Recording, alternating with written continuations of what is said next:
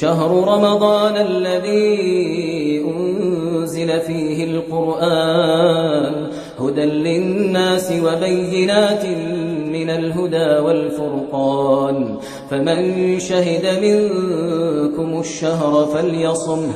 لله نحمده ونستعينه ونستغفره ونؤمن به ونتوكل عليه ونعوذ بالله من شرور أنفسنا ومن سيئات أعمالنا. من يهده الله فلا مضل له ومن يضلل فلا هادي له. وأشهد أن لا إله إلا الله وحده لا شريك له وأشهد أن محمدًا عبده ورسوله. أما بعد فإن خير الحديث كتاب الله وخير الهدي هدي محمد صلى الله عليه وسلم وشر الأمور محدثاتها وكل محدثة بدعة وكل بدعة ضلالة وفي رواية وكل ضلالة في النار. فأعوذ بالله من الشيطان الرجيم. بسم الله الرحمن الرحيم. فمنهم من قضى نحبه ومنهم من ينتظر وما بدلوا تبديلا. اللهم أرنا الحق حقا وارزقنا اتباعه وأرنا الباطل باطلا وارزقنا اجتنابه. اللهم علمنا ما ينفعنا وانفعنا بما علمتنا وارزقنا علما. رب اشرح لي صدري ويسر لي أمري واحلل عقدة من لساني يفقهوا قولي.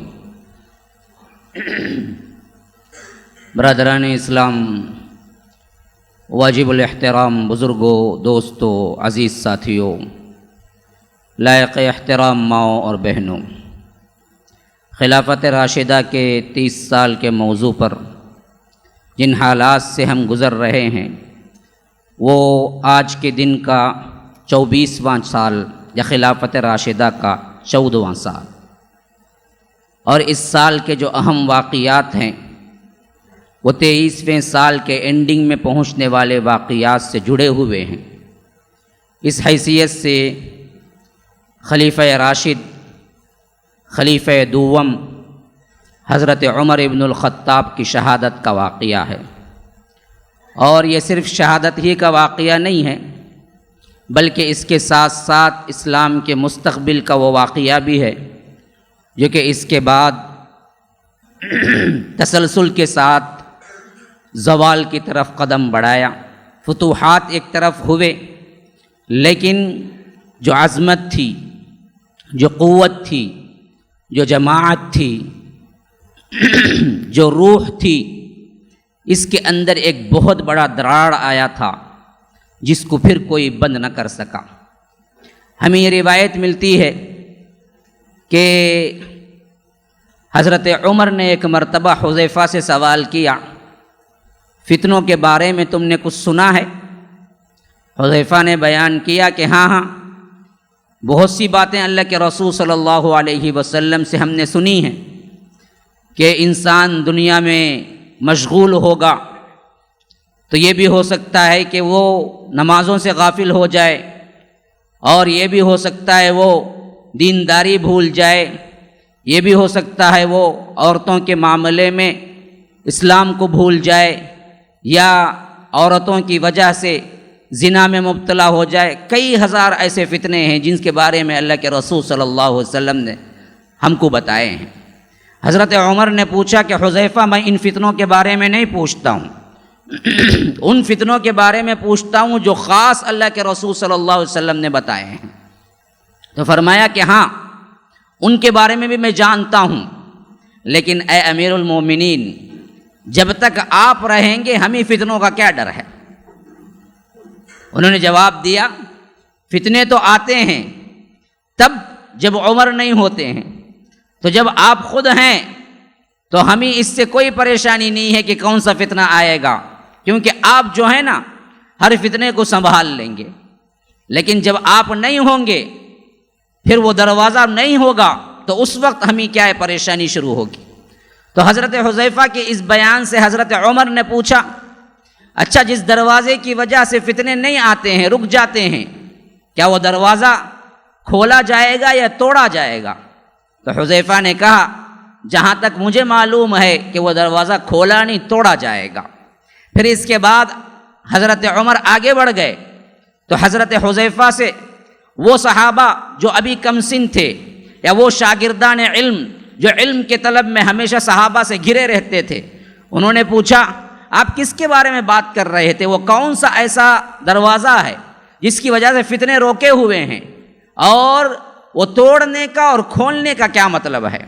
کہا کہ حذیفہ وہ عمر ہے وہ دروازہ جو فتنوں کو روکے ہوئے ہیں، اور توڑنے کا اور کھلنے کا مطلب یہ ہے کہ یہ شہید ہوں گے، طبعی موت نہیں مریں گے۔ تو ان کا دروازہ جب یہ ٹوٹے گا پھر اس کے بعد فتنوں کی آمد جو شروع ہوگی وہ امت مسلمہ میں بڑھتے ہی جائے گی، کم نہیں ہوگی۔ تو وہ شاگردان علم جو حضرت حذیفہ سے بات کر رہے تھے انہوں نے پوچھا جو بات آپ رموز میں بات کیے، اشارے میں بات کیے، کیا اس بات کو حضرت عمر بھی سمجھتے ہیں کہ وہ خود وہ دروازہ ہیں؟ کہا کہ میں سمجھتا ہوں تو عمر کیوں نہیں سمجھیں گے؟ عمر کو بھی معلوم ہے وہی دروازہ ہے، اور ان کی شہادت بھی ہوگی وہ بھی معلوم ہے عمر کو، اسی وجہ سے وہ شہادت کی تمنا کیا کرتے تھے۔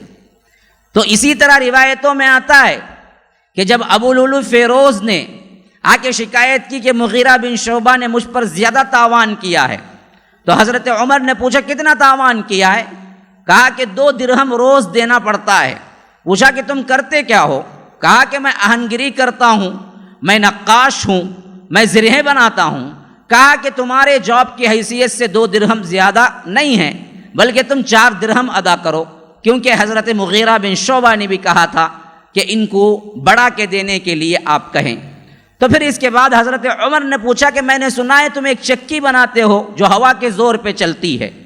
تو اس نے کہا ہاں میں بناتا ہوں۔ تو حضرت عمر نے کہا کہ مجھے بھی ایک دے دو بنا کے۔ تو اس وقت اس نے کہا کہ میں ایک ایسی چکی بناؤں گا جس میں مشرق و مغرب کے اندر مشہور ہو جائے گی۔ تو جب وہ واپس گیا تو حضرت عمر نے ساتھ کھڑے آدمی سے کہا کہ یہ مجھے موت کی دھمکی دے گیا ہے، یہ مجھے موت کی دھمکی دے گیا ہے۔ یعنی ایک طرح کا اندازہ تھا کیا ہونے والا ہے، لیکن یہ اللہ کے بندے عجیب ہوتے ہیں جو تقدیر پر راضی برضا رہتے ہیں، اپنے آپ کی پرواہ نہیں کرتے۔ اسی وقت اگر وہ حفاظتی انتظام کر لیتے، خدام کو لگا دیتے اور ایک حفاظتی دستہ متعین کر لیتے، صبح و شام آنے جانے کیا ہے پورے راستے میں فوجی کھڑے ہوتے، تو یہ واقعہ پیش نہ آتا، لیکن نہ کیا۔ کیونکہ جو اللہ کا بندہ ہوتا ہے نا، اس کو جب معلوم ہوتا ہے کہ بلائے موت مانگے، خودکشی نہیں ہے، اللہ تبارک و تعالی بلا رہا ہے، تو یہی صحیح کہ ابھی میں پہنچ جاتا ہوں۔ بندوں کو میری کتنی ضرورت کیوں نہ ہو، لیکن میری ضرورت اللہ تبارک و تعالی کی ملاقات ہے، میں آگے جاتا ہوں۔ تو یہ سب اللہ والوں میں ہم دیکھتے ہیں۔ یہی واقعہ حضرت عمر کے ساتھ بھی پیش آیا کہ واقعہ یہ ہوا جیسا کہ آپ نے کل سنا ہے کہ ابو لولو فیروز نے خنجر گھونپا اور 6 وار کیے، جس میں سب سے زیادہ کاری جو زخم لگا وہ زخم وہاں پیٹ سے لے کر سینے سے لے کر پیٹ تک کا وہ زخم ہے جو پورا وار اور پورا پیٹ پھاڑ دیا۔ پھر اس کے بعد یہ آگے بڑھا، تقریباً 13-14 لوگوں پہ وار کیے، جس میں سے 6 افراد وہیں شہید ہوئے۔ پھر اس کے بعد اس کو پکڑا گیا تو اس نے خودکشی کر لی۔ یہ وہ تاریخ تھی جو کہ بسپر 3 ہجری کے ذو الحج کے آخری ایام 27 ذو الحج تھا یا تو 26 ذو الحج، یعنی ہمارے مہینوں کے لحاظ سے عربی مہینوں کا سب سے آخری مہینہ، دسمبر کی طرح ذی الحج۔ اب اگلا مہینہ محرم شروع ہونے والا تھا، اور ذی الحج کے برابر 3 دن پہلے یعنی 27 ذی الحجہ کو اس بدبخت نے فجر کی نماز میں حضرت عمر کو وار کیا۔ اب وہاں سے اٹھائے لائے گئے، تھوڑی سی ہوش آئی، بات چیت کی، تو حضرت عمر نے کہا کہ میں جانشین صدیق اکبر کی طرح نہیں بنا سکتا، میں ایک کمیٹی تشکیل دیتا ہوں۔ تو انہوں نے کمیٹی تشکیل دی۔ اس وقت عشرۃ المبشرہ کے اندر جو لوگ تھے وہ کل 7 تھے، اور انہیں سعید ابن زید کو یہ کہہ کے نکال دیا کہ یہ میرا داماد ہے، میرا بہنوی ہے، اور ہو سکتا ہے اس کو لوگ ترجیح دیں کہ عمر کا بہنوی ہے، تو مجھے رشتہ داری کے اندر یہ چیز لانی نہیں ہے، تو یہ کہہ دیا کہ عمر ابن زید کو نکال دو، سعید ابن زید کو نکال دو، باقی 6 بچے۔ اس میں طلحہ بھی اس وقت مدینے میں نہیں تھے، طلحہ بن عبید اللہ ایک صحابی نہیں تھے۔ تو انہوں نے کہا کہ جب تک طلحہ آ جائیں انتظار کرو، لیکن انتظار کی مدت صرف 3 دن ہے، 3 دن کے اندر اندر طلحہ آ جائیں تو ان کو بھی شامل کر لو، پھر اس کے بعد ان 6 کے اندر کوئی نہ کوئی خلیفہ چن لینا چاہیے۔ اگر طلحہ 3 دن تک بھی نہیں آئے تو جو 5 باقی ہیں وہی لوگ ایک کو چن لینا چاہیے، لیکن 3 دن سے زیادہ نہ ہو میری وفات کے بعد۔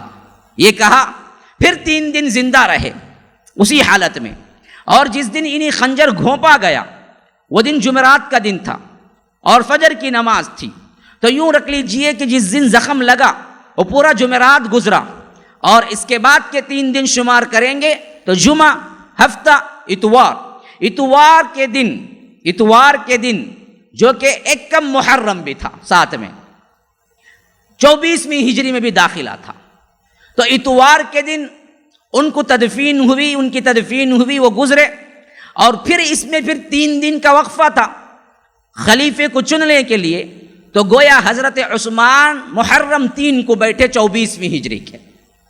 یہ ترتیب بندی ہے، یہ ڈیٹ یاد رکھیں، یہ ترتیب بندی ہے خلافت پر بیٹھنے کی۔ اب جو احوال پیش آئے اس پہ غور کرو کہ سب سے پہلے انہوں نے یہ کام تو کیا، جب خلافت کا بار ذمہ دار کی لوگوں پر پہنچا دیا تو اس کمیٹی پر پابندی کرنے کے لیے بھی بعض لوگوں کو باہر سے بلوایا، جیسے حضرت عبد الرحمن بن عوف کو کہا کہ دیکھو تم اس پورے 6 کی کمیٹی پر نگرانی رکھ کے جلد سے جلد کسی ایک کو خلیفہ چن لینا، اور اسی طرح مقداد بن اسود کو یہ کہا کہ دیکھو ان 3 دنوں کے اندر اندر ان کو جمع کر کے فیصلہ لے لینا، اور جب یہ جمع ہو جائیں تو باہر جانے نہ دینا، دروازہ بند کر کے تم ان کو پہرا دینا کہ لوگ اور یہ آپس میں کیا گڑبڑ نہ کر دیں۔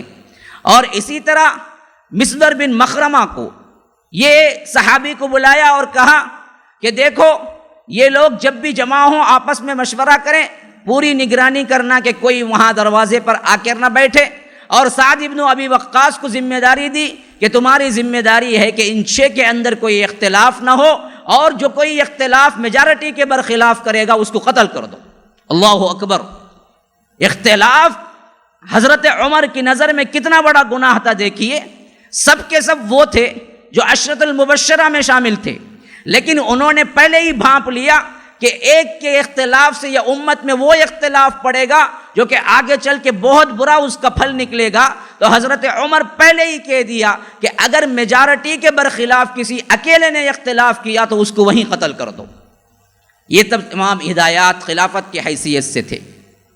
پھر اس کے بعد خود ہی فرمایا، میں نہیں سمجھتا جس گروہ میں علی ہیں رضی اللہ عنہ اور عثمان ہیں رضی اللہ عنہ تو لوگ دوسروں کو ترجیح دیں گے، یعنی ان 6 میں سے میں سمجھتا ہوں کہ ان دونوں میں سے کوئی آئے گا خلیفہ، جس گروہ میں عثمان ہوں اور جس گروہ میں علی ہوں تو پھر لوگ دوسروں کی طرف نہیں دیکھیں گے۔ باقی عشرۃ المبشرہ سعد ابن ابی وقاص ہیں، عبد الرحمن بن عوف ہیں، طلحہ ہیں، زبیر ہیں، ان کو نہیں دیکھیں گے۔ مجھے امید ہے ان دونوں میں سے ہی کوئی آئے گا۔ خیر کوئی بھی آئے میں اس کو نصیحت کرتا ہوں کہ وہ امت کی باغ دوڑ سنبھالنے کے بعد عدل و انصاف کو قائم رکھے، سب سے زیادہ انصار کا خیال رکھے، کیونکہ اللہ کے رسول صلی اللہ علیہ وسلم نے ہمیں حکم دیا تم میں سے جو بھی بڑا بنے گا وہ انصار کا خیال رکھے۔ کیوں؟ اگلی دنیا میں مسلمان بڑھتے جائیں گے لیکن انصار کم ہوتے جائیں گے۔ ان کی بیوٹی یہ ہے، حتیٰ کہ ایک زمانہ آئے گا انصار میں کوئی نہیں ہوگا، حالانکہ وہ بیک بون تھے، انہوں نے سہارا دیا۔ مدینے میں اسٹیبلش حکومت ہونے کے لیے سب سے زیادہ کردار ان لوگوں کا تھا، تو جو بھی امیر بنے انصار کا خاص خیال رکھے اور عدل و انصاف کا دامن پکڑے رہے، اور اپنے آپ کو ہرگز کوئی دربان مقرر نہ کرے کہ لوگوں کو اپنے امیر کے ساتھ بات کرنے میں تکلیف ہو۔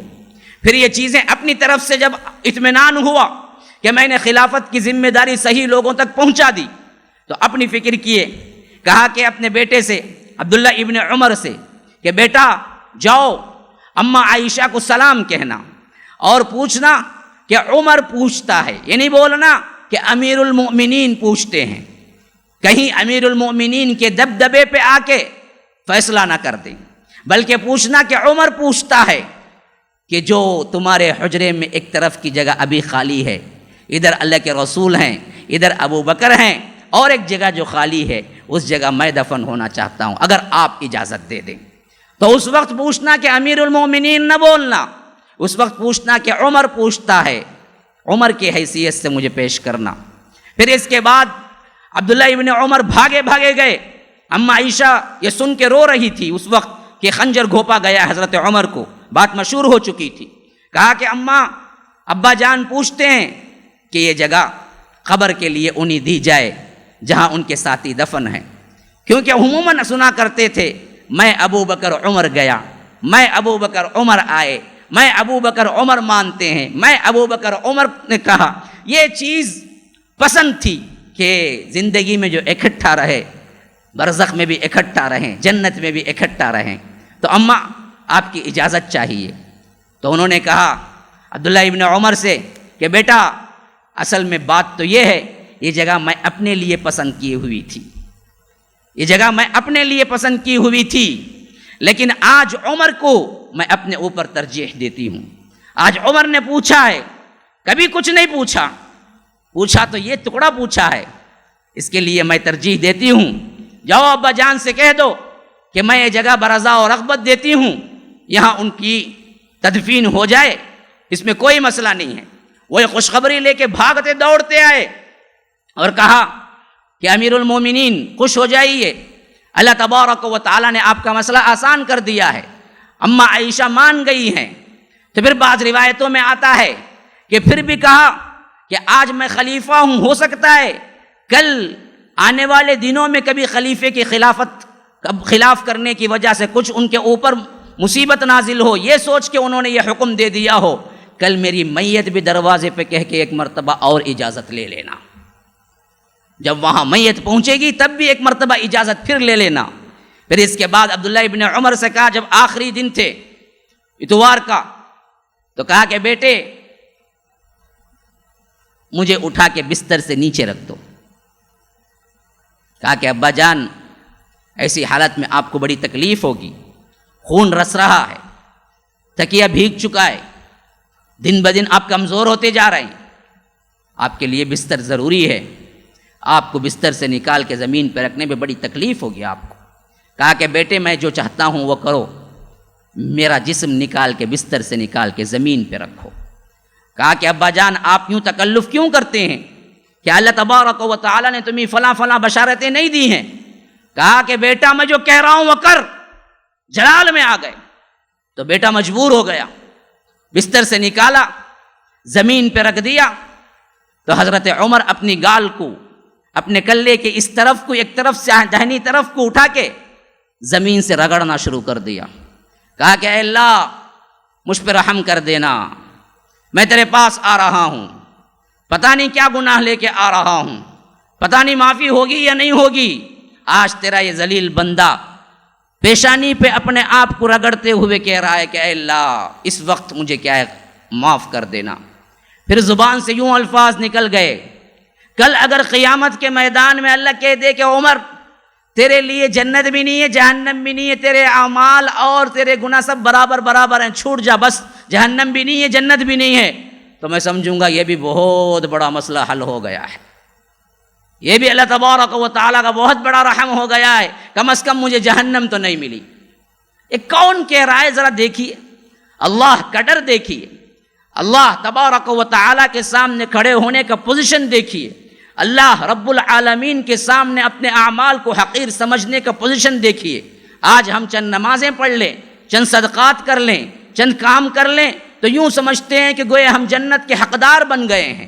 یہاں عمر جیسی شخصیت پکار کے کہہ رہی ہے پورے مسلمانوں کو، کبھی اپنے اعمال پہ نہیں اترانا، کبھی اپنے آپ پہ گھمنڈ نہ کرنا، سمجھو کہ تم اگر بلا معاوضہ چھوٹ جاؤ بس یہ بھی اللہ کا بہت بڑا کرم ہے۔ تو عمر کہہ رہے تھے اس وقت، اللہ کل کے دن مجھے کہہ دے کہ عمر تو جو لے آیا ہے اس کے عوض نہ تجھے جنت ہے نہ جہنم ہے، تو میں سمجھوں گا کہ یہ بھی میرے لیے بہت بڑی آسانی مل گئی ہے، ورنہ تو اللہ کے کرم کے علاوہ میں جنت کو کیسے جا سکتا ہوں۔ یہ الفاظ تھے اس وقت جب کہ پوری امت متفق تھی کہ یہ افضل الانبیاء بالتصدیق، پورے انبیاء کے بعد حضرت ابو بکر صدیق ہیں، پھر اس کے بعد عمر ہیں، اول نمبر پہ حضرت صدیق ہیں، دوم پہ حضرت عمر ہیں۔ لیکن یہاں حال یہ ہے کہ رو رہا ہے اور اپنے زمین پہ کیا ہے رگڑ رہے ہیں اور اللہ کے پاس دعائیں کر رہے ہیں، اللہ مغفرت کر دے مجھے، اے اللہ تو ہی مغفرت کرنے والا ہے۔ پھر اس کے بعد انہوں نے پوچھا مجھ پہ کتنا قرض ہے؟ کہا کہ اتنا۔ جو مکان میں وہ رہ رہے تھے نا، بتایا جاتا ہے کہ آج کا جو باب السلام ہے، آپ مدینہ جائیں، آپ کو جو ہے روضہ دیکھنے کے لیے، قبر مبارک دیکھنے کے لیے جس دروازے سے داخل ہونا پڑے گا وہاں باب السلام لکھا ہوا ہوگا۔ یہ باب السلام کے دروازے کے بالکل پچھواڑے میں ان کا گھر تھا۔ وہاں پر آج بہت توسیع ہو گئی مسجد نبوی کی، اس وجہ سے کیا ہے آج کی جو کچھ بھی مسجد نبوی ہے، سمجھتا ہوں کہ اس زمانے کے پورا مدینہ تھا، یہ پورا مدینہ تھا۔ تو یہ اصل میں گلیاں ہوا کرتی تھی، تو یہاں پر حضرت عمر کا مکان تھا جو بالکل باب السلام کے پاس پچھواڑے میں تھا، جو کہ ان کا ذاتی مکان تھا۔ تو حضرت عمر نے کہا کہ جتنا قرضہ ہے میرا مکان بیچنا، میرے بعد قرضہ ادا کر دینا اور اس کے بعد ترکہ تقسیم کرنا۔ اللہ کے اس بندے کو کیا قرض جس کے انڈر میں پوری دنیا تھی، جس کے بیت المال میں مال غنیمت کی حیثیت سے سینکڑوں نہیں، ہزاروں نہیں، اس سے کروڑوں روپیے اور جائیداد ہیرے جواہرات پڑے ہوئے تھے، جو ایک ایک بندے کو خود نکال کے سالانہ ماہانہ ایک ایک چیز الگ الگ کیا ہے ہاتھ کھول کے بانٹ رہا تھا۔ اس کے لیے کون سی قرضداری پڑ گئی؟ نہ خود اچھا پہننے کے لیے تیار تھا، نہ اچھا کھاتا تھا۔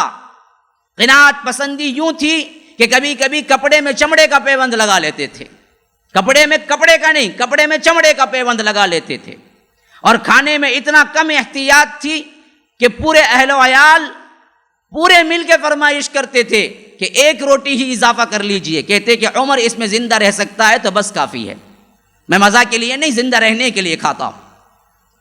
آخر ویسی کون سی چیز آ گئی جس میں قرضداری ہو گئی؟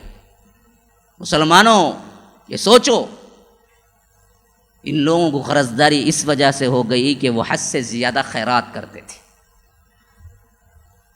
اپنا آپ کا بچا ہوا نہیں دیتے تھے، صرف اپنے کھا پی کے جو بچ گیا وہ دینا ہی سب سے اعلیٰ مقام ہے، سب سے اعلیٰ اولین مقام ولیوں کا کیا ہے؟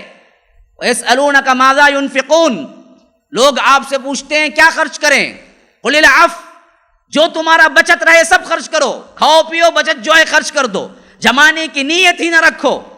جمانے کو اسلام ابھارتا ہی نہیں، بلکہ جمانے کو اللہ تبارک و تعالی بڑی کڑی نظروں کے ساتھ اور کڑے الفاظ کے ساتھ استعمال کیا ہے۔ وَيْلٌ لِكُلِّ هُمَزَةٍ لُمَزَةٍ الَّذِي جَمَعَ مَالًا وَعَدَّدَهُ، ویل ہے، خرابی ہے اس کے لیے جو لان تان کرتا ہے، طنز کرتا ہے، ہمز کرتا ہے، آنکھوں سے اشارہ کرتا ہے۔ وہ کون ہے؟ الذی جمع مالا وعددہ، جو مال جمع کرتا ہے گن گن کے رکھتا ہے، 99 ہیں 100 کب بناؤں گا، 1000 ہیں 2000 کب بناؤں گا، لاکھ ہیں 2 لاکھ کب بناؤں گا۔ مالا وعددہ یحسب ان مالہ اخلدہ، سوچتا ہے کہ یہ مال اس کے ساتھ ہمیشہ رہے گا، کلا ہرگز نہیں، لیمبذن فی الحطمہ، اس مال کو اٹھا کے اور اس کے ساتھ اس کو بھی اٹھا کے حطمہ میں پھینکا جائے گا۔ وما ادراک ما الحطمہ، تم کیا سمجھتے ہو حطمہ کیا ہے؟ نار اللہ الموقدہ، اللہ کی بھڑکائی ہوئی آگ ہے، التی تطلع علی الافئدہ، تمہارے دلوں تک جا کے لپٹ جائے گی۔ انہا علیہم موصدہ، اس کے اندر تمہیں لمبے لمبے ستونوں میں بند کر دیا جائے گا۔ فی عمد ممددہ، آگ کے لمبے لمبے ستونوں میں، آگ کے لمبے لمبے ستونوں میں مال گن گن کے رکھنا، مال کی حوث کرنا۔ تو اللہ نے مال جمع کرنے کی کبھی نہیں ابھارا، ہاں جمع کر لیا تو جائز کہا اسلام نے، لیکن اصل اللہ والوں کا طریقہ کیا رہا؟ فرمایا کہ جو بچے دے دو، قل العفو، کھاؤ پیو بچے دے دو۔ یہ اللہ والے اس سے بھی بڑے پوزیشن پہ تھے، جو بچے وہ تو دیتے ہی تھے، جو نہیں بچے وہ بھی قرض لے کے دیتے تھے، جو نہیں بچے وہ بھی قرض لے کے دیتے تھے، اس وجہ سے قرض دار ہو جاتے تھے۔ اللہ کے رسول صلی اللہ علیہ وسلم کی وفات ہوئی، اس دن چراغ جلانے کے لیے تیل نہیں تھا، اپنی زرہ جو جنگی کوٹ ہوتا ہے وہ ایک یہودی کے ہاں گروی رکھ کے اللہ کے رسول بھی قرض لیا ہوا تھا۔ اللہ کے رسول کو قرض کی کیا ضرورت پڑ گئی؟ کون سے عیش و آرام تھے دنیا کے جس کے لیے قرض دار ہو گئے؟ نہیں، یہ اللہ والوں کے وہ صفات ہیں جو بہت اعلیٰ ہیں، دیتے اتنا کہ جتنا ضرورت شریعت نے بھی نہیں کیا، جتنا اللہ تبارک و تعالیٰ نے بھی حکم نہیں دیا، اس سے زیادہ قرض لے کے خیرات کرتے تھے۔ اس وجہ سے اللہ کے رسول بھی وفات کے وقت گروی رکھی ہوئی تھی زرہ۔ ابو بکر کی وفات کے وقت بھی یہی حال تھا، پوچھا مجھ پہ کتنا قرض ہے، کتنا بیت المال سے میں لیا ہوں؟ کہا کہ اتنا لیے ہیں۔ کہا کہ میرا گھر بیچو، میرے بعد ترکے میں میرا قرضہ ادا کرو، پھر اس کے بعد وراثت میں تقسیم کرو۔ ابو بکر کو کیا ضرورت پڑ گئی تھی؟ نہیں، اپنے آپ سے زیادہ اللہ کی راہ میں خیرات کرتے تھے، اور یہ خیرات چھپ کے کرتے تھے، لوگوں کو پتہ نہیں ہوتا تھا کہ دینے والا کون ہے۔ جب گزرتے تھے، وفات ہوتی، تب معلوم ہوتا تھا اتنے گھرانوں کو جو پیسہ آ رہا تھا اتنے دن سے، وہ حضرت عمر کے جیب سے آ رہا تھا، حضرت عمر کے جیب سے آ رہا تھا۔ طلحہ بن عبید اللہ کہتے ہیں میں نے رات میں دیکھا ایک جھوپڑیا اور اس کے اندر ایک عورت رہتی تھی، وہاں سے حضرت عمر نکلے۔ یہ شک گزرا، امیر المومنین، رات کا موقع، ایک عورت کے گھر سے، آخر کیا ماجرا ہے؟ میں نے نوٹ کرنا شروع کیا، دیکھا کہ ایک دن، پھر دوسرے دن بھی یہی ہوا، تو میں نے تیسرے دن فیصلہ کیا کہ اندر جا کے دیکھ ہی لوں معاملہ کیا ہے، ماجرا کیا ہے۔ عجیب بات بھی دل کے اندر اٹھنے لگی۔ میں اندر گیا تو کیا دیکھتا ہوں کہ ایک بڑھیا ہے جو معذور ہے، اور اس کی بالکل گھر کی صفائی وغیرہ کلین رکھا ہوا ہے، اور اناج کھانے پینے کا ساتھ میں رکھا ہوا ہے۔ میں نے پوچھا کہ ابھی جو شخص آ کے گیا تھا وہ کیا کرنے اندر آتا ہے؟ کہا کہ اللہ اس کا بھلا کرے۔ اس کو پتہ نہیں تھا کون آ رہا ہے، اس نے کہا کہ اللہ بھلا کرے۔ اس سے پہلے بھی ایک شخص آتا تھا اور وہ میری پورے گھر کی صفائی کرتا تھا اور پوچھتا تھا اماں جان آج کا سودا کیا ہے، پھر اس کے بعد جو میری ضرورت ہے وہ لا کے رکھ دیتا تھا۔ پھر اس کے بعد کچھ مدت ہوئی، وہ آنا چھوڑ دیا تو دوسرا بندہ آنے لگا، پھر اس کے بعد وہی کام وہ بندہ کر رہا تھا، اور وہ بھی ہمارے پورے گھر کی صفائی کرتا ہے، اور اس کے بعد پوچھتا ہے اماں جان آپ کو ضرورت کیا ہے، جو ضرورت کی چیزیں ہوتی ہیں وہ لا کے رکھ کے مجھے چلا جاتا ہے۔ یہ ہر دن کا معاملہ ہے۔ میں نے کہا کہ ہائے میری ماں مجھے گم کرے، میں نے کس پہ اپنے آپ کو، اپنے خیالات کو برباد کیا تھا۔ یہ عمر ہے، اور اس سے پہلے آنے والا ابو بکر ہے۔ یہ عمر تھا جو کہ رات کے اندھیرے میں وہ بڑھیا کے پاس جاتے تھے اور گھر کی صفائی کرتے تھے، گھر کی صفائی، پھر اس کے بعد ضرورت کی چیزیں رکھتے تھے، پھر کہتے تھے کہ اماں جان کچھ چاہیے تو دوسرے دن بتا دینا۔ اور اس سے پہلے یہی چھپ چھپا کے ابو بکر کر رہے تھے۔ جب ابو بکر گزرے تو 2-3 دن کا وقفہ ہو گیا آنے میں حضرت عمر کو، پھر آنے لگے کہ ان کے بدلے میں آ رہا ہوں۔ چھپ چھپا کے پوری انسانیت بے خبر، اتنی بڑی سلطنت کی خلیفے نہیں معلوم، اپنی نیکیوں کو یوں چھپانے والے بندے تھے۔ حیف ہے ہم پر، آج کے ہمارے اعمال پر، کہ ہم کیا کر رہے ہیں، وہ کیا لوگ تھے جنہوں نے زندگی وقف کی بندگی کے لیے۔ ہم بھی کیا لوگ ہیں جو کہ بندگی وقف کی زندگی کے لیے، اس دنیا کے لیے ہم نے اللہ کی بندگی کو ٹھکرایا۔ یہ وہ لوگ تھے جنہوں نے اپنی بندگی کو اللہ تبارک و تعالیٰ کے لیے سب کچھ چھوڑ دیا۔ یہ وہ لوگ ہیں، ایک ایک لمحہ پڑھتا ہوں تو رونگٹے کھڑے ہو جاتے ہیں۔ ان لوگوں کا یہ حال تھا تو ہمارا کیا ہوگا؟ ہمارے پاس کون سی چیز ہے؟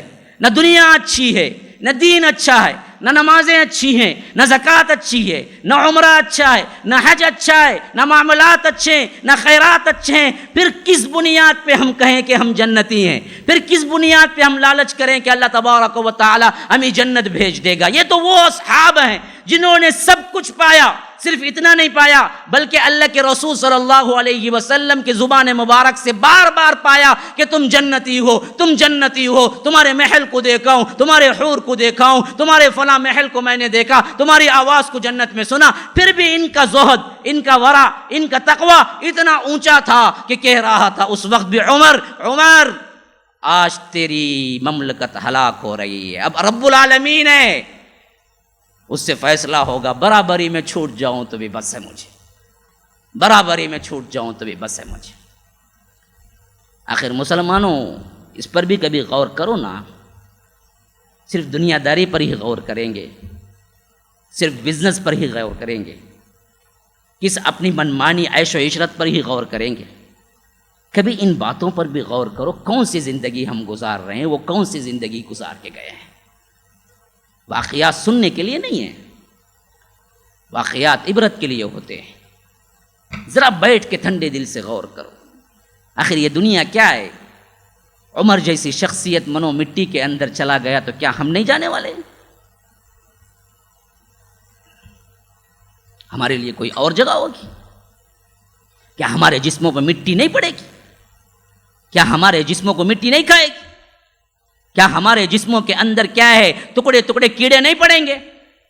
کیا ہمارے جسموں کے اندر کیا ہے، درندے نہیں کھائیں گے، سام بچھو نہیں چلیں گے؟ یہ سب کچھ ہونا ہے تمہارے بھی جسموں کے اندر، خبر تنگ نہیں ہوگی، پھسلیوں کی پھسلیاں یوں نہیں جڑ جائیں گی۔ ہم کیا، ہماری حیثیت کیا؟ سید الانصار کون ہے؟ سید الانصار معاذ بن جبل، پتا ہے آپ کو؟ جب ان کی وفات ہوئی تو اللہ کے رسول نے کہا کہ کچھ دیر کے لیے خبر تنگ ہو گئی تھی ان پر، جن سے اس پسلی کی ہڈیاں اس پسلی کے اندر پیوست ہو گئی۔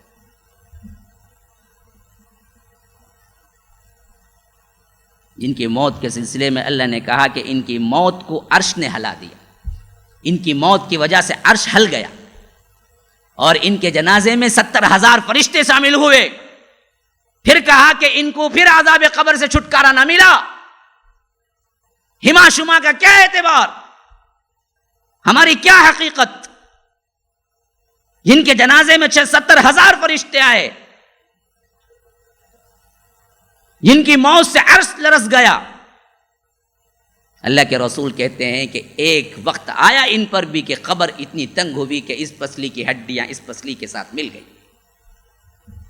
پھر کون بچ سکا؟ کون بچ سکتا ہے؟ کہاں ہم میٹھی نیند لے رہے ہیں، کہاں ہم سو رہے ہیں؟ حضرت عمر پھر اس کے بعد وفات پائے تو انہیں تجہیز و تکفین کے لیے وہ صحابہ آگے آئے جو عشرہ مبشرہ کے اندر آتے ہیں۔ پھر وہ دن اتوار کا دن تھا جس وقت لے جا کے انہیں دفن کیا گیا۔ اللہ کے رسول صلی اللہ علیہ وسلم کے حجرے میں، اماں عائشہ کے حجرے میں، جبکہ اس سے پہلے اللہ کے رسول صلی اللہ علیہ وسلم کی قبر وہاں موجود تھی، حضرت ابو بکر کی قبر وہاں موجود تھی، اب حضرت عمر کی قبر بھی وہاں بن گئی۔ قبر کی پجاری کرنے والے، قبر کو مزار بنانے والے، قبروں ہی میں اپنی زندگی کو اٹکا کے لوگوں کو کیا ہے شرک اور توحید کو خلط ملط کرنے والے، سنو، کسی نے مجاوری اختیار نہیں کی، دفنا کے کسی نے پختہ قبر نہیں بنائی، کسی نے اس پہ عود بتی نہیں رکھا، کسی نے چراغ نہیں جلایا، کسی نے وہاں بیٹھ کے قرآن کی تلاوت نہیں کی، کسی نے وہاں دعائیں مانگتے ہوئے اپنے آپ کو مصروف نہیں کیا۔ کون تھے وہ عشرۃ المبشرہ تھے۔ کون تھے وہ؟ اسلام کو سب سے بہترین پہچاننے والے تھے، اسلام کو سب سے بہترین سمجھنے والے تھے۔ اللہ کی قسم کھاتا ہوں، پھر میں ایک مرتبہ اللہ کی قسم کھاتا ہوں، 6 مرتبہ اللہ کی قسم کھاتا ہوں، اگر انہوں نے اسلام کو نہیں سمجھا تو پھر کوئی مائی کا لال بعد میں پیدا نہیں ہو سکتا جس نے اسلام کو سمجھاؤ۔ اگر وہ سمجھ کے وہاں پر عود بتی نہیں جلایا، وہ سمجھ کے وہاں پر چراغ نہیں جلایا، وہ سمجھ کے وہاں پر پکی خبر نہیں بنائی، وہ سمجھ کے وہاں پر تلاوت قرآن نہیں کی، وہ سمجھ کے وہاں پر مجاوری کے لیے نہیں بیٹھے، پھر کون ہمت کر سکتا ہے کسی اور کی قبر پہ مٹی جلانے، کسی اور کی مٹی کا چراغ جلانے، کسی اور کی خبر کے لیے مجاوری کرنے، کسی اور کی خبر کے لیے کیا دعائیں کرنے، کسی اور کی خبر کے لیے تلاوت کرنے؟ کون جائز کہہ سکتا ہے؟ جہاں عمر دفن ہو، جہاں ابو بکر دفن ہو، جہاں اللہ کے رسول دفن ہو، وہاں یہ کام نہیں ہوا، جبکہ کھلی قبریں تھی، ایسی نہیں تھی جالی دار جو آج جا کے لوگ دیکھتے ہیں، کھلی قبریں تھی، سامنے تھا موجود، جو چاہتا تھا جا سکتا تھا، بیٹھ سکتا تھا، قرآن کی تلاوت کر سکتا تھا، دعائیں مانگ مانگ کے رو سکتا تھا۔ لیکن بتاؤ مجھے ایک روایت بتاؤ کسی نے کیا ہو؟ نہیں کیا ہے تو پھر ان مقدس قبروں میں نہیں ہوا تو پھر آنے والے خواہ عبد القادر جیلانی ہو، کالے شاہ ولی ہو، فلاں ہو، خواجہ اجمیری ہو، جو بھی ہو،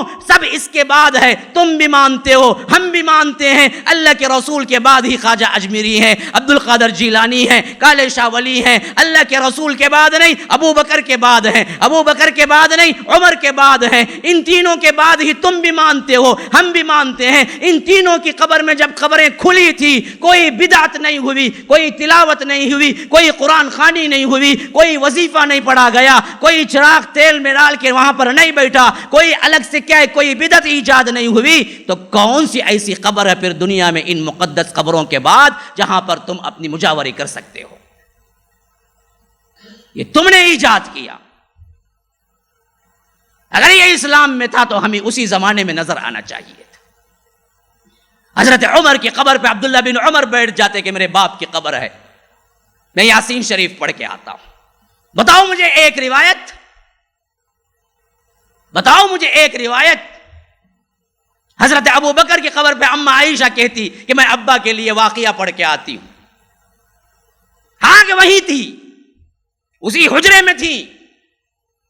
بتاؤ مجھے ایک روایت جہاں پر قرآن خوانی ہوئی، چراغا کیا گیا، دعائیں ہوئی، لوگ اکٹھے ہوئے، بلکہ اس کی برخلاف اللہ کے رسول صلی اللہ علیہ وسلم کی وہ تنبیہات ہیں کہ لعن اللہ الیہود والنصارى، اللہ یہود و نصارہ پہ لعنت کرے، اتخذوا قبور انبیائہم مساجد، ان لوگوں نے انبیاء کی قبروں کو سجدگاہ بنا لیا، اللہ لعنت کرے ان پر۔ پھر فرمایا اپنے آخری دور میں جبکہ مرض وفات میں تھے، لا تتخذوا قبری عیدا، دیکھو میری قبر کو عیدگاہ نہ بنانا، عرس میلہ نہ لگانا، لا تتخذوا قبری وثنا، میری قبر کو بت نہ بنا دینا، میری قبر پہ آ کے کیا ہے میلہ عرس نہیں چلانا۔ اللہ کے رسول صلی اللہ علیہ وسلم نے واضح تنبیہات دی تھی۔ اسی وجہ سے ہم دیکھتے ہیں کہ اتنے مقدس شخصیات ایک جگہ جمع ہوئے، ایک جگہ، اور عائشہ کا حجرہ، اما عائشہ رضی اللہ عنہ کا حجرہ کھلا ہوا تھا۔ اگر یہ چیز ہوتی تو کیا اتنے بھی بے مروت ہو گئے تھے صحابہ کہ یہ قرآن خوانی نہیں کر سکتے تھے؟ اتنے بھی بے ادب ہو گئے تھے صحابہ کہ ایک دعا کے نہیں پڑھ سکتے تھے، بیٹھ کے ایک تلاوت کر کے بخش نہیں کر سکتے تھے؟ کیا سمجھتے ہیں تم صحابہ کے بارے میں؟ ہمیں محبوب تھے اللہ کے رسول زیادہ یا صحابہ ہم سے زیادہ محبت کرتے تھے؟ تب تو آپ پورے صحابہ پہ لگاؤ کہ ہر صحابی بے غیرت تھا، نعوذ باللہ، ہر صحابی جھوٹی محبت کا دعویٰ کرتا تھا۔ جب اللہ کے رسول گزر گئے، ابو بکر گزر گئے، عمر گزر گئے، تو کسی نے پوچھ کے نہیں دیکھا، کسی نے ایک قرآن نہیں بخشا پڑھ کے۔ لگاؤ ان پر، پھر دیکھتے ہیں تمہارا ایمان بچتا ہے یا نہیں۔ تو پھر ماننا پڑے گا، ان کو یہ سب معلوم تھا، لیکن شریعت میں اس کی کوئی حیثیت نہیں تھی تو نہیں کیا۔ بیٹھنا تو درکنار، وہاں قبر مبارک کبھی کبھی یوں پڑ جاتی تھی کہ انسان دعا مانگ رہا ہے تو یوں لگتا تھا کہ وہ قبر مبارک کی طرف بھی کھڑا ہوا ہے۔ تو اما عائشہ کہتی ہیں کہ بعد میں اسی وجہ سے اس کو دیوار اٹھا دیا گیا کہ کسی کو یوں نہ لگے کہ کھڑے کھڑے مسجد نبوی میں دعا کرنے والا کبھی قبر کی طرف بھی رخ کیا ہوا ہے۔ یہ اندیشہ ہو گیا تھا تو دیوار اٹھا دیا ہم نے۔ دیوار اٹھا کے بھی جب کونا رہا تو ہو سکتا بعض کے آنے والے مسلمان عزت میں، عقیدت میں، غلو میں دیوار کی طرف اٹھا کے کھڑے ہو جائیں گے. تو روایتوں میں آتا ہے کہ آج یہ چل کے جو بادشاہ ہے انہوں نے کیا کیا، اس دیوار کو تکونی دیوار بنا دیا سموسے کی طرح، یعنی کوئی اس کا کیا ہے اینڈنگ ہی نہ ہو. کہاں قبر ہے کسی کو آج معلوم نہیں، کس سمت میں ہے وہ بھی معلوم نہیں کسی کو، کس طرح ہے وہ بھی معلوم نہیں کسی کو.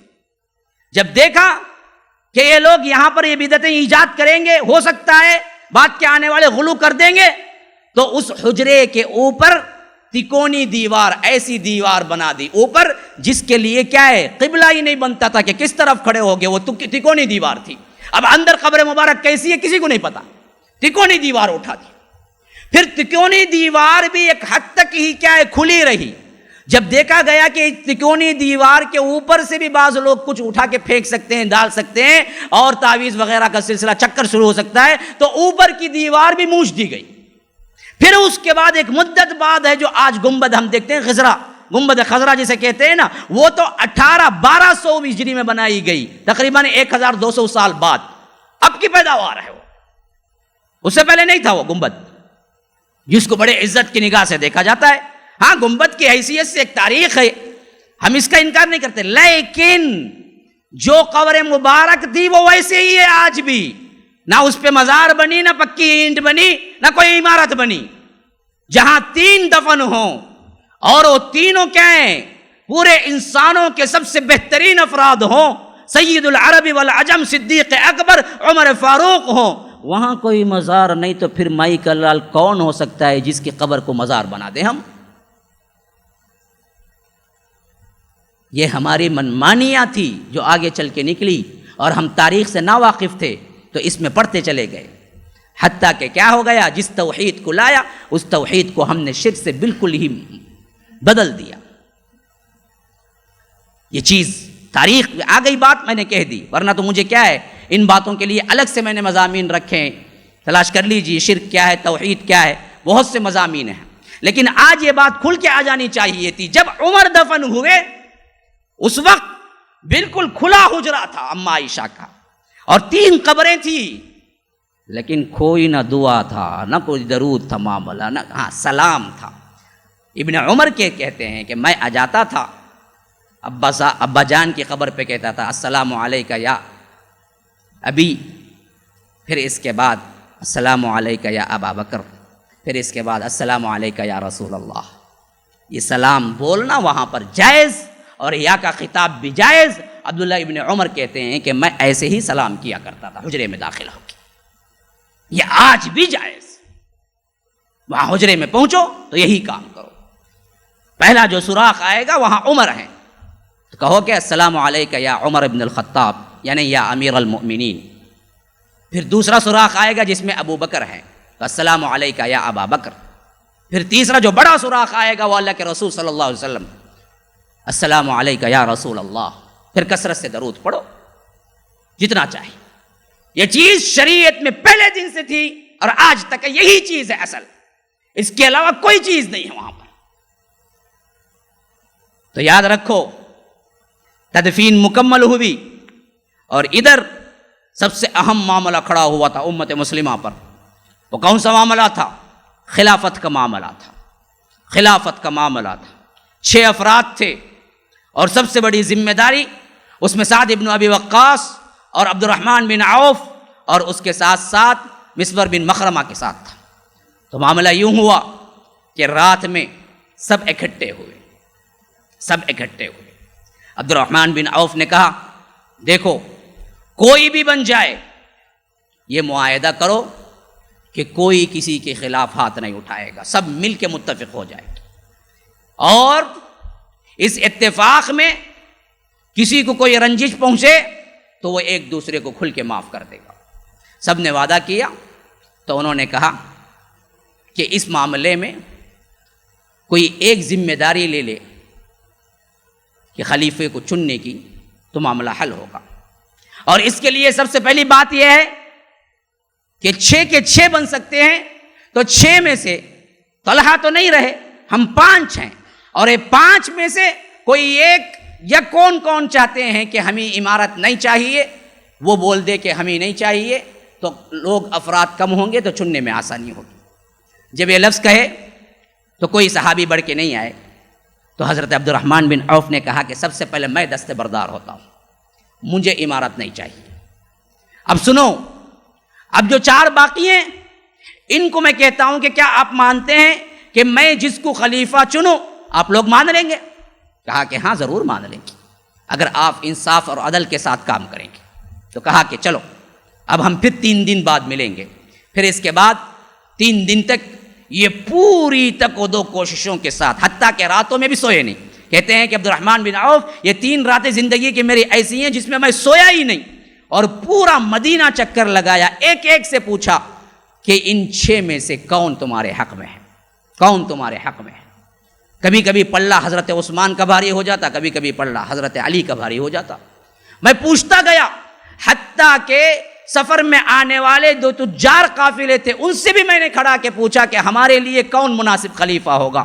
تو 3 دن کے مشکلات میں انہیں ایک حل مل گیا کہ عوام کیا چاہتی ہے اور کس طرح کیا ہے ہمارے خلیفے کو ہونا چاہیے، اور عوام کن کو زیادہ چاہتی ہے۔ ایک حد تک مجھے اس معاملے میں کیا ہے ایک طرح کا واضح طور پر مجھے بات مل گئی۔ تو پھر 3ویں دن اکٹھا ہوئے، اکٹھا ہو کے فرمایا کہ میں نے سب سے زیادہ لوگوں کی زبانوں پر حضرت علی اور حضرت عثمان کا نام سنا ہے۔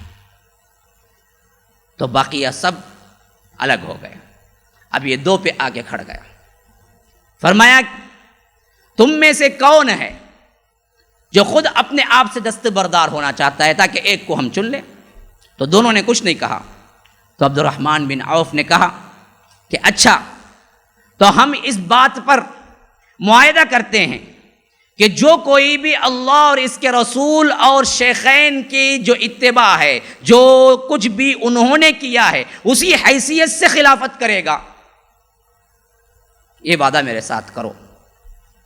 تو حضرت عثمان نے اس کا وعدہ کیا، حضرت علی نے بھی اس کا وعدہ کیا، لیکن حضرت علی نے کہا کہ میں شیخین کی اتباع کے ساتھ ساتھ میری اپنی فہم بھی ہے، میرا اپنے فراست بھی ہے، میں اسے بھی کام میں لاؤں گا۔ پھر اس کے بعد 4 دن کی فجر ہوئی تو اعلان کر دیا گیا الصلاۃ جامعۃ، جمع ہونے کی نماز آ جاؤ۔ مسجد نبوی بالکل کچاکچ بھر گئی تھی اور لوگ دیکھنا چاہتے تھے کہ کون آج خلیفہ بننے والا ہے۔ عبد الرحمن بن عوف ممبر پہ چڑھے، بہت دیر تک طویل عبادت کی، پھر اس کے بعد طویل دعا کی، پھر اس کے بعد مجمع کی طرف پلٹے اور کہا کہ لوگوں، میں پوری دیانت داری کے ساتھ جو ذمہ داری مجھے سونپی گئی ہے، میں 3 دن رات دن بغیر سوئے محنت کرتا رہا، اور یہاں تک کہ اس بات پہ میں نے پہنچا کہ سب سے زیادہ لوگ رغبت رکھتے ہیں حضرت عثمان کے لیے۔ پہلے حضرت علی کو بلایا اور بعض باتیں پوچھی، پھر حضرت عثمان کو بلایا، بعض باتیں پوچھی۔ وہ باتیں کیا تھی؟ پوچھا کہ اگر میں آپ کے خلاف کسی کو بنانا چاہوں تو آپ کیا کہتے ہیں؟ حضرت عثمان سے پوچھا میں آپ کے خلاف کسی کو بنانا چاہوں تو آپ کس کا نام لیں گے؟ کہا کہ علی کو بناؤ۔ حضرت علی کو بلایا اور پوچھا اگر میں آپ کے خلاف کسی کو بنانا چاہوں تو آپ کس کا نام لیں گے؟ کہا کہ عثمان کو بناؤ۔ تو انہوں نے عثمان کا نام لیا، انہوں نے علی کا نام لیا۔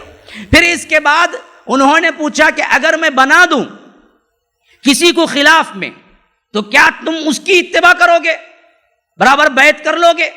کہا کہ ہاں، آپ جس کو بھی بنائیں گے ہم کیا ہے بیعت کر لیں گے۔ جب یہ باتیں طے ہو گئی تو انہوں نے حضرت عثمان کو بلایا اور کہا کہ آج میں، اللہ گواہ ہے، اللہ گواہ ہے، لوگوں تم بھی گواہ رہو، اس میں کوئی نفسانی خواہشات نہیں ہیں، کوئی جذبات نہیں ہیں، کوئی طرفداری نہیں ہے۔ اب میں ہاتھ اٹھاتا ہوں عثمان کا میرے ہاتھ کے ساتھ، عثمان کو خلیفہ بناتا ہوں، اس وجہ سے کہ میں نے دیکھا کہ سب سے زیادہ لوگ رغبت رکھتے ہیں عثمان میں، اور آج حضرت عثمان کو میں خلیفہ بناتا ہوں۔ پھر اس کے بعد کہا جاتا ہے کہ اس وقت مسجد یوں کچاکچ بھری ہوئی تھی کہ حضرت عثمان کو جگہ بالکل پیچھے والی صفوں میں ملی، اور عثمان اتنے حیادار تھے کہ شک کر رہے تھے کہ کیسے پھلانگ کے جائیں، وہ بالکل پیچھے ہی بیٹھ گئے، یہاں تک کہ عبد الرحمن بن عوف نے آواز دے کے پکارا اور کہا کہ آپ آئیے، اور اس کے بعد ہاتھ اٹھا کے اعلان کیا آج خلیفہ منتخب ہو گیا ہے اور اس معاملے میں کوئی تردد نہیں ہونی چاہیے، جتنا کچھ ہم کر سکتے ہیں اپنی مقدور بھر کوشش کر کے ہم نے خلیفہ بنایا ہے۔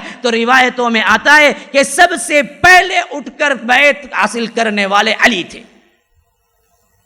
جو باتیں مشہور کر دی گئی ہیں نا، یہ سب غلط ہیں، یہ سب شیعی روایات ہیں جس میں یہ بتایا گیا کہ حضرت علی کو انصاف نہیں دیا گیا، حضرت علی کو فلاں کر دیا گیا، حضرت علی کو کیا ہے ہمیشہ دور رکھا گیا، ورنہ تو حضرت علی ہی پہلے آنے والے تھے۔ ہزاروں ایسی باتیں ہیں جو ہمیں تاریخ میں ملتی ہیں جن کو ہم خود نہیں باور کر سکتے کہ میں یہ کر سکتا ہوں، تو صحابہ کیوں کریں گے دین کی؟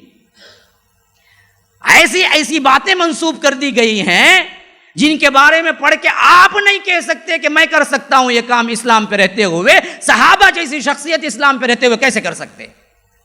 کئی روایتیں کر دی گئی ہیں۔ بعضوں نے یہ لکھ دیا کہ حضرت عثمان کو جیسے ہی ہاتھ پکڑ کے اٹھایا تو حضرت علی غصے سے کہا کہ ابو عبد الرحمن تو نے مجھے دھوکہ دیا، پھر اٹھ کے باہر چلے گئے۔ یہ روایتیں موجود ہیں۔ اب بعض سنی لوگ بھی یہ پڑھ کے کیا کرتے ہیں، نشتر چلاتے ہیں صحابہ پہ، یہ تو دنیا دار تھے۔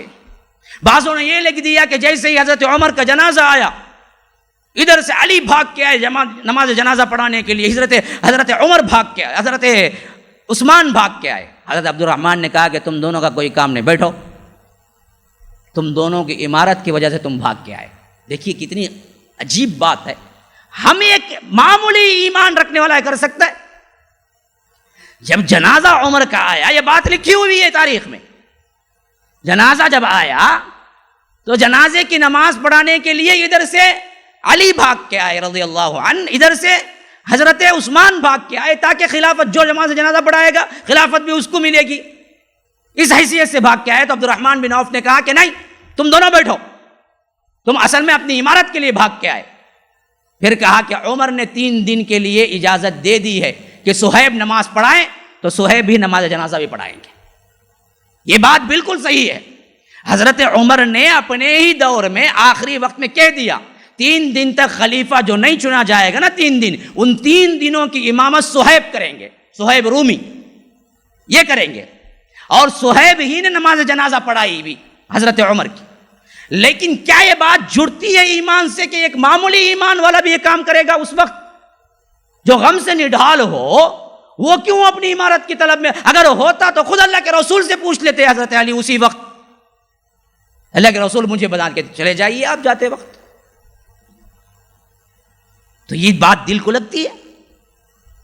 شیعوں نے، بعض کیا ہے تکر بکر کرنے والوں نے، ضعیف روایتوں نے کیا کیا، ان پہ کیچڑ اچھالا اچھالا اچھالا، اس حد تک کہ ان کی ایمانی حالت ہی مجروح کر دی بدبختوں نے۔ ایسا ہم کبھی نہیں سوچ سکتے کہ عمارت کے لیے دوڑ کے بھاگ کے آئے، ایسا کبھی نہیں سوچ سکتے۔ ایسے ہی بے شمار چیزیں کیا ہے لگا کے رکھ دی گئی ہیں کہ حضرت علی اول دن سے خواہش کرتے تھے، فلاں تھا، ہمیشہ عمارت کے لیے بھاگتے تھے، جب بھی کوئی خلیفہ ہو جاتا تھا تو بعد میں کہتے تھے کہ ان لوگوں نے دھوکہ دیا۔ نعوذ باللہ، علی جیسی شخصیت جو کہ جب ان کو عمارت ملی تو نہ وہ کھاتے تھے صحیح، نہ پہنتے تھے صحیح، نہ کچھ جمع کیا اپنی خلافت میں، جب ان کو خود مل گئی تب بھی انہوں نے نہیں کیا۔ جس کو عمارت پسند ہونی تھی جب ملتی تو کیا ہے ٹھاٹ باٹ سے زندگی گزارتا، نہیں۔ ان کی 4 سالہ خلافت ہم پڑھیں گے ابھی آگے چل کے کیسی گزری تھی۔ تو معلوم ہوتا ہے کہ تاریخ میں یہ شیعہ اور دوسرے خوارجین نے بہت ہی نامناسب مواد اکٹھا کر دیا، جس کو پڑھ کے آج کیا ہے بعض نوجوان تاولے ہوتے ہیں، عمر نے یوں کر دیا، حضرت عثمان کیا ہے غاضب ہو گئے، حضرت علی کے ساتھ نا انصافی ہوئی۔ ارے بدبخت، تو کون ہے منہ کھولنے والا ان پر؟ تو ان کے پاؤں کے دھول کے برابر بھی نہیں ہو سکتا، تو ان کے مقامات پر گفتگو کرے گا۔ ایک بدبخت پاکستان میں بیٹھا ہوا ہے، انجینئر محمد مرزا کے نام سے، بدبخت ترین شخص ہے، صحابہ پہ کیا ہے فیصلے کرنے کے لیے خود بیٹھتا ہے۔ آپ دیکھیں کبھی نوجوان کے پیچھے کبھی نہ جانا ورنہ بربادی ہوگی۔ یہ دیوانہ بھی نوجوان ہے۔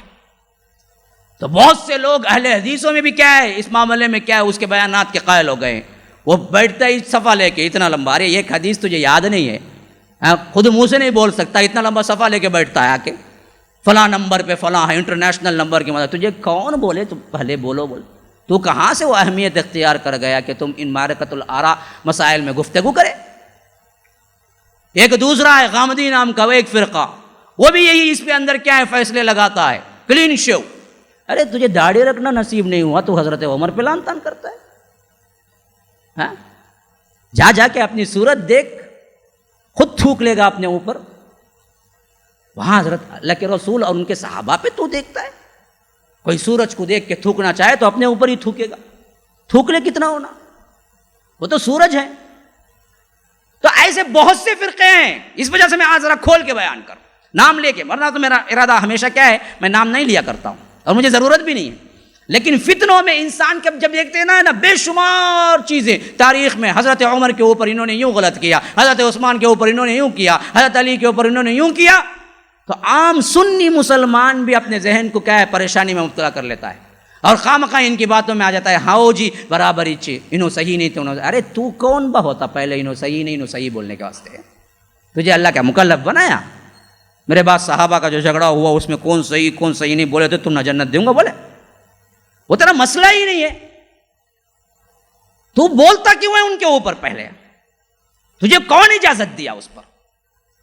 یہ شیعہ نے اور اہل خوارج نے وہ کچھ کیا تاریخ میں غلاٹا کہ آپ کوئی تاریخ اس سے مبرہ نہیں پائیں گے. تو اسی وجہ سے سمجھ لو اس معاملے میں اللہ کا قرآن فیصلہ کرتا ہے کہ وہ لوگ ہیں لم تحن اللہ قلوبہم للتقوی، اللہ نے ان کے قلوب کا، ان کے دلوں کا امتحان لیا اور ان کے تقوی کا امتحان لیا اور کہہ دیا کہ یہ 100% پاس ہیں. تو پھر ان کے دل اور ان کے ایمان کے بارے میں کوئی مائی کا لال نہیں جو زبان کھول سکے. کوئی نہیں بول سکتا کچھ. وہ اللہ کے بندے تواضع والے تھے. حضرت عثمان بنے تو فوراً دوڑتے ہوئے آ کے حضرت علی نے کیا بیعت، اور پوری زندگی 12 سال اگر ایک مرتبہ دبا بھی لیا جائے تو علی جیسے حیدر کرار 12 سال کیوں خاموش بیٹھتے جی؟ کچھ نہ کچھ ایک اپنی فوج بنا لیتے نا. بتاؤ پورے 12 سال میں ہوا یہ؟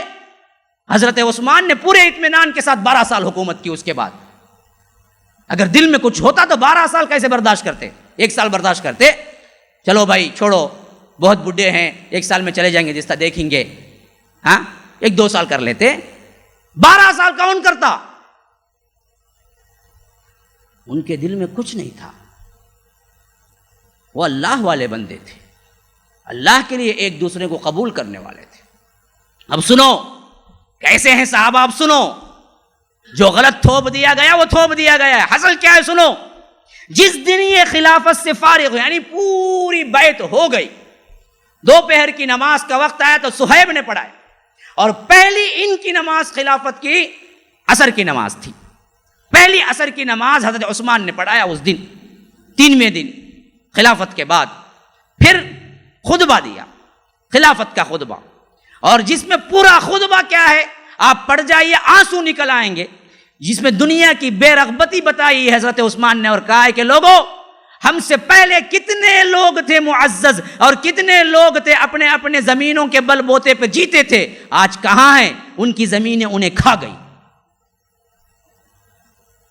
جب ہمارے درمیان اللہ کے رسول بھی موت سے گزرے، ابو بکر بھی گزرے، عمر بھی گزرے، تو ہم کون ہیں؟ ہم بھی گزریں گے، اس کے لیے تیاری کرو. یہ الفاظ ہیں پہلے خطبے کے حضرت عثمان کی. یوں بیان دینے والا اپنی عمارت کے لیے دوڑ کے آئے گا؟ نعوذ باللہ. اچھا سنو، نماز پڑھایا، خطبہ دیا، باہر نکلے تو معلوم ہوا طلحہ جو اتنے دن باہر تھے مدینے کے آ گئے ہیں. اب یہ طلحہ کون تھے؟ ان 6 میں سے تھے جن میں خلافت ہو سکتی تھی. 3 دن تک دیکھا نہیں آئے، خلیفہ چن لیا گیا، حضرت طلحہ اندر آئے. حضرت عثمان نے انڈیویجول ان سے ملا، انڈیویجول. حضرت عثمان نے طلحہ سے مل کے کہا کہ طلحہ اصل میں تم بھی ہمارے شورا کمیٹی میں شریک تھے اور تم 3 دن نہیں آنے کی وجہ سے میں چن لیا گیا ہوں، لیکن یہ مت سمجھو کہ میں تم پر کیا ہے قبضہ کر لیا. میں پھر خلافت کی یہ پوزیشن اتار کے رکھ دیتا ہوں. پھر اگر تم بننا چاہو تو پھر ایک مرتبہ کیا ہے جڑ کے بیٹھیں گے، یا نہیں تو تم جو کہتے ہو وہ سننے کے لیے تیار ہوں. پھر تمہاری اجازت ہوگی تو پھر میں خلیفہ بنوں گا. یہ تھے صحابہ، برقع کی بھی حیثیت نہیں تھی انہیں عمارت کی. انہوں نے صرف ایک آدمی جو شورا کمیٹی میں تھا وہ بھی 3 دن نہیں آئے تھے، ان کا قصور نہیں تھا، پھر بھی انہوں نے کہا کہ طلحہ کہو تو میں ابھی اپنی خلافت رکھ دیتا ہوں، پھر تم راضی ہو جاؤ یا تم خود بننا چاہو تو میں کیا ہے اس کے عوض ہٹ جاتا ہوں. تو حضرت طلحہ نے کہا کہ ایسی کوئی بات نہیں. کیا پوری جمعیت نے آپ سے بیعت نہیں کی؟ کہا کہ سب مسلمانوں نے بیعت کی ہے. کہا کہ میں بھی ایک مسلمان ہوں، میں بھی آپ کے ہاتھ پہ بیعت کرتا ہوں، مجھے کوئی ضرورت نہیں ہے ان چیزوں کی. بس معاملہ ختم، بیعت ہو گئی، خلافت کی گدی پہ بیٹھ گئے. اب بیٹھتے ہی محرم 24ویں ہجری، تیسرا دن، پہلا مقدمہ، پہلا ججمنٹ آیا، حیرتناک ججمنٹ. کیا ہوا کہ حضرت عمر کے ایک بیٹے تھے عبید اللہ بن عمر، ایک عبداللہ بن عمر ہیں جن کا نام بار بار لیتا ہوں میں، ایک دوسرے بیٹے کا نام تھا عبید اللہ بن عمر. عبید اللہ بن عمر ذرا جوشیلے تھے. جس دن حضرت عمر شہادت پائے اس سے 3 دن پہلے جو خنجر گھونپا گیا نا ابو لولو فیروز کا، انہوں نے ایک واقعہ سنا. کن سے؟ عبد الرحمن بن ابی بکر سے. یہ کون ہے؟ ابو بکر صدیق کے بیٹے. ابو بکر کے بیٹے رضی اللہ عنہ عبد الرحمن بن ابی بکر، انہوں نے عبید اللہ بن عمر کو سنایا. کیا واقعہ تھا؟ انہوں نے کہا کہ جس دن تمہارے ابا کو جس خنجر سے مارا گیا نا صبح سویرے، وہ خنجر کو میں اس سے پہلے بھی دیکھا ہوں. انہوں نے پوچھا کب دیکھا؟ تو انہوں نے کہا کہ میں ایک دن ایک راستے سے گزر رہا تھا تو وہاں میں نے دیکھا ہرمزان اور ایک عیسائی غلام جنیفہ اور یہ ابو لولو فیروز، تینوں اکٹھا بیٹھ کے باتیں کر رہے تھے. آپ کو معلوم ہے ہرمزان کون ہے؟ وہ کسرا کا بادشاہ جس نے کیا ہے مہلت لے کے پانی لیا اور پیے بغیر مدینے میں اسلام قبول کر کے رہنے لگا. ہرمزان آپ لوگوں کو معلوم ہوگا جو آ رہے ہیں، وہ اچھا سنتے ہیں، ہم تو معلوم ہے سنی ہے، ویسے بھی سن کے سب کو معلوم ہی ہوگا، پھر بھی میں یاد دلا رہا ہوں وہ شخص ہرمزان. تو عبد الرحمن بن ابی بکر نے عبید اللہ بن عمر سے کہا کہ میں نے دیکھا کہ ایک وہ ابو لولو فیروز تھا، دوسرا ہرمزان تھا، تیسرا جنیفہ نام کا ایک عیسائی غلام تھا، تینوں بیٹھ کے باتیں کر رہے تھے.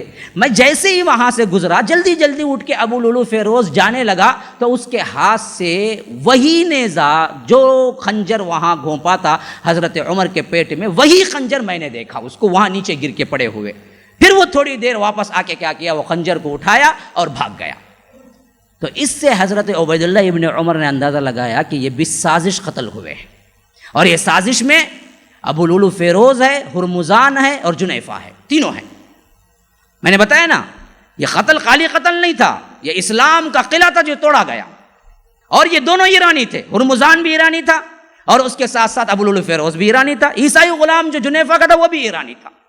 تو اب شدید جو غصہ آیا تو انہوں نے کچھ نہیں سوچا، اور اس وقت ابھی خلیفہ بھی کوئی نہیں بنے تھے، بس غصے میں تلوار لے کے نکلے، ہرمزان کو بھی قتل کر دیا اور جنیفہ کو قتل کرنے ہی والے تھے، یہاں تک کہ سعد ابن ابی وقاص نے انہیں پکڑ کے قید کر دیا. اب حضرت صہیب اس وقت نماز پڑھا رہے تھے، تو حضرت صہیب نے کہا کہ جب تک خلیفہ منتخب نہیں ہوتا ان کا کوئی فیصلہ نہیں ہوگا، ورنہ قصاص میں قتل کیا جانا چاہیے، کیونکہ انہوں نے باقاعدہ کیا ہے بغیر کوئی شہادت کے ہرمزان کو قتل کر دیا. تو انہوں نے کہا کہ قید میں ڈال دو. کس کو؟ خلیفے کے بیٹے کو. کہاں ڈال دو؟ قید میں ڈال دو. اور یہ بات بعض روایتوں میں ہے کہ خود حضرت عمر کو بھی معلوم ہو گیا تھا، ابھی شہادت نہیں ہوئی تھی. تو حضرت عمر نے کہا کہ میرے بیٹے کو قید میں رکھو، اگلا خلیفہ آئے گا تو پہلا ججمنٹ اس کا ہوگا. خود عمر نے. اب یہ ججمنٹ کا پہلا مقدمہ آیا تو خود حضرت عثمان بھی حیران رہ گئے کہ کل ابھی خلیفہ گزرا ہے، باپ گزرا ہے، آج ہم بیٹے کو قتل کر دیں، یہ کیسے ہوگا؟ قصاص میں ہم کیسے عبید اللہ ابن عمر کو قتل کر دیں گے؟ لیکن یہاں لوگ تھے انصاف پسند لوگ، وہ کہتے تھے کہ ہرمزان کے بدلے اب عبید اللہ ابن عمر کو قتل کرو، قصاص لو. حضرت عثمان کیا کریں سمجھ نہیں آ رہا تھا. پہلا ہی مقدمہ کرٹیکل. اب یہ کیا ہوا یہ کل اہم اگلی مجلس میں سنیں گے. ھذا وباللہ التوفیق وصلی اللہ وسلم علی نبینا محمد. اسأل اللہ لی ولکم ولسائر المسلمین من کل ذنب فاستغفروه انه هو الغفور الرحیم.